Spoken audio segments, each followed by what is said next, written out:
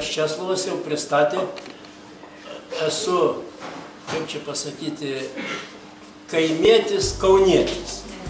Taip, mano prigimtis žemės ūkis buvo visą laiką ir kaip gyvenime mes gerai su ponia Regina, va, ten įsėdė, gyvenom jau daug metų labai, tai šitą įturėjom tarybiniais laikais gerus darbus, uždirbom gerai, bet vis dar trūkdavo, tai mes svogūnėlius auginom, tai megztinius mezgim, kada čia jau buvo tavo perversmas, visa ta Ukraina, kur dabar kraujuojanti, tai mūsų išvažinėta visi tie rajonai, visi ten Luganskai, viskas ten yra, bet tai sekėsi gerai, visi darbai, jeigu dirbi, jie sekasi, bet kai man ponia Virginija, kuri va, mano sponsoris yra, girininkė,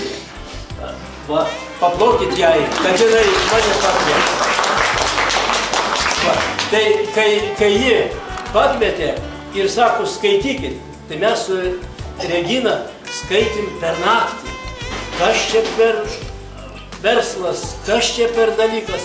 Ir po to nusprendėm, kad eisim. Bet kai pasakėm vaikams, tai piestų stojusi dukros. Bet kai po to pasakėm, kad duokit tik dokumentus, mes jau patys dirbsim. Nu, kaip šitas sako Uljanovas, jeigu jį pasikvietei, už jį dirbsi, tai ir taip ir dirbsi. Tai mes dabar už 8 dviese dirbam ir už visą šeimyną. Anūkai labai gerai mus palaikė, išmokė kompiuteriu dirbti, Regina daugiau moka, aš mažiau, aš tik tai tiek, kiek jau, va, auksinį laikrodį turiu jau. Tai čia už pirmą lygį. Tai laikas man ne tiek čia svarbu, ką jis rodo, aš turiu telefoną gerą. Dar pasižiūriu, bet, o, kad pasigirt, va, paturiu auksinį. Tai jau man smagu. Be to, jau aš, kaip čia sakė, 3 kategorijos, 3 lygis. 3 lygis.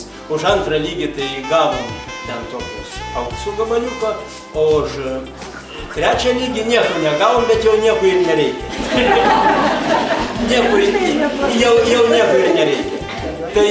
Tai ar aš toliau eisiu į 4 lygį, ar į 5, aš nežinau. Jau nuo manęs nelabai ir priklauso, bet jau aš nesistengiu. Man 75 metai, tai aš noriu ir tuos pinigus ir išleisti. Dar ir pats nors biskiau, taip tai anūkam paliksiu, ar ten dukrom, tai kas jau čia nais. Mes norim dar su Regina, kada tarybiniais laikais dviese mums neleido į užsienį išvažiuoti, o kai Lietuva susitvėrė, tai mes biedni buvom, negalėjom išvažiuoti, tik po Ukrainą važinėjom, po Baltarusiją. O dabar tai jau mes galėtume, tai dar gal kokį nors vieną kitą kartą išvažiuoti. Gerai, ir tų pinigų reikia išleisti, ne tik tai juos uždirbti. Tai, va, aš labai dėkingas. Nežinau, kad Zita pakvietė čia, tai taip pat laimingas, pravažiavau šituose kraštuose, kur aš gyvenau kažkada, tai čia pro Jurbarko ar to kraštą. Bet tai labai patenkintas, kad mane ponia Virginija pakvietė. Taip. Nu ir šitą labai dėkingas Reginai, kad jinai dirba tą juodą darbą, tokį, kur aš nelabai moku jo dirbti. Bet mes kooperuojamės. Tai va tai tokį, per visą šitą laiką, maždaug per visą šeimyną. Uždirbom apie 1,5 kilogramą auksų, nu 18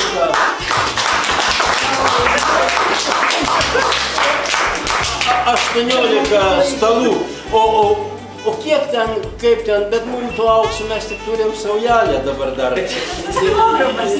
Nes mums dar pinigų reikia, ten viskam įsisprendžiam visas tas problemas, kurios ten buvo, ten visokiausių.